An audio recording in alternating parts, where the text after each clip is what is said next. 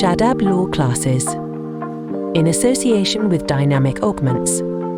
Hello everyone, आज जो हम टॉपिक समझने जा रहे हैं वो है कमिटल। और कमिटल को समझने के लिए हमें बेसिकली तीन सेक्शंस को समझना पड़ेगा।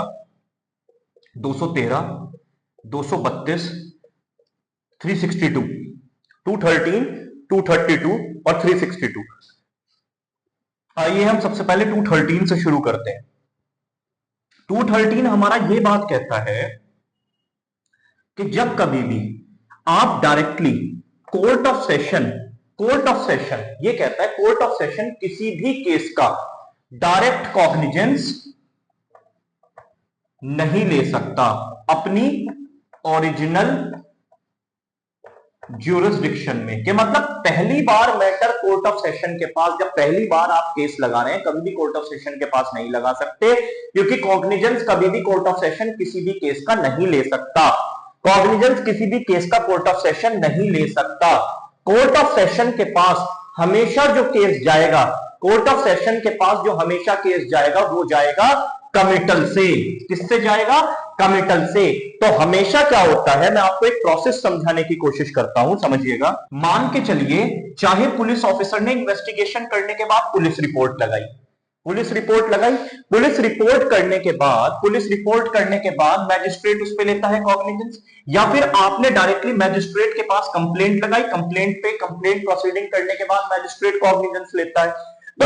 तो ये बात समझिएगा, या इंफॉर्मेशन पे कॉग्निजेंस लेता है। पुलिस रिपोर्ट पे 210(1)B, यहां पे 210(1)A कॉग्निजेंस और 210(1)C। तो कॉग्निजेंस कभी भी आप पहली बार केस को मैजिस्ट्रेट के पास ही लेके जाइए। क्यों? क्योंकि हमेशा याद रखिए court of session her case का ट्रायल चला सकता है। हमारी तीन स्टेजेस होती हैं, इन्वेस्टिगेशन, इंक्वायरी और ट्रायल। तो court of session her case का, जो भी केसेस कोर्ट ऑफ सेशन के पास जाते हैं वो ट्रायल में ही जा सकते हैं। और वो जाते कैसे हैं? कमिटल। कैसे जाते हैं? कमिटल। भेजने को कहते हैं, ट्रायल में भेजने को कहते हैं। मान के चलिए हमने मैजिस्ट्रेट ने कोई केस आया और मैजिस्ट्रेट ने उस केस के अंदर इंक्वायरी करी। इंक्वायरी करने के बाद उसे ये पता लगता है कि ये केस इस तरीके का है कि इसका ट्रायल कोर्ट ऑफ सेशन चलाएगा। तो सेक्शन नंबर 213 भी यही बात कह रहा है कि कोर्ट ऑफ सेशन कभी भी ओरिजिनल जुरिसडिक्शन में क्या नहीं कर सकता? कॉग्निजेंस नहीं ले सकता। कॉग्निजेंस हमेशा मैजिस्ट्रेट ही लेगा। मैजिस्ट्रेट कॉग्निजेंस लेने के बाद जो भेजने को कहते हैं वो है कमिटल। ठीक है, ट्रायल के लिए। अब वो कौन से होते हैं, कैसे होता है, वो हम आगे समझेंगे, ये वाली बात है। मगर 213 एक बात और कह रहा है, एक्सेप्ट 358 और 222, इन दो केसेस के अंदर, एक्सेप्ट इन दो केसेस में जो कोर्ट ऑफ सेशन है वो डायरेक्ट कॉग्निजेंस ले सकता है। केवल ये दो, जो बीएनएसएस के अंदर, किसमें? बीएनएसएस के अंदर 528 और 222। ठीक है, तो बीएनएसएस का 213 जो है ये बात कह रहा है वो एक्सेप्ट से शुरू है, except otherwise in this code, के इन दिस कोड में 358 और 222 एक दो ऐसे सेक्शंस हैं जिसके अंदर court of session direct cognizance ले सकता है। बाकी किसी केस में कोर्ट ऑफ सेशन कभी भी डायरेक्ट कॉग्निजेंस नहीं लेगा। उसके पास मैटर जो जाएगा वो कमिटल में ही जाएगा, क्योंकि वो केवल ट्रायल ही चला सकता है। ये बात हमारी आपको समझ में आनी चाहिए। आगे हम समझते हैं। देखिए, ये तो हमने समझा 213 के कोर्ट ऑफ सेशन कभी भी डायरेक्ट कॉग्निजेंस नहीं ले सकता। मैजिस्ट्रेट कॉग्निजेंस लेगा, इंक्वायरी प्रोसीडिंग करेगा, फिर कोर्ट ऑफ सेशन के पास ट्रायल में मैटर जाएगा और भेजने को कहते हैं हम कमिटल। केवल दो ही केसेस ऐसे हैं, 358 और 222, जिसके अंदर court of session direct cognizance ले सकता है। इसके अलावा कोर्ट ऑफ सेशन कभी भी डायरेक्ट कॉग्निजेंस नहीं ले सकता। अब आपके सेक्शन आते हैं दो। एक आता है आपका 232, एक आता है आपका 362। एक आता है आपका 232, एक आता है आपका 362। 232 हमारी ये बात कहता है कि एक्सक्लूसिवली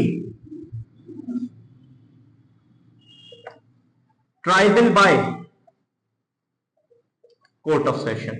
जब matter exclusively triable by court of session है, इसे हम समझने की कोशिश करते हैं। देखिए, 232 हमारी ये बात कह रहा है कि मान के चलिए कोई भी एक केस है, ठीक है, मैजिस्ट्रेट ने उसके अंदर इंक्वायरी प्रोसीडिंग करी।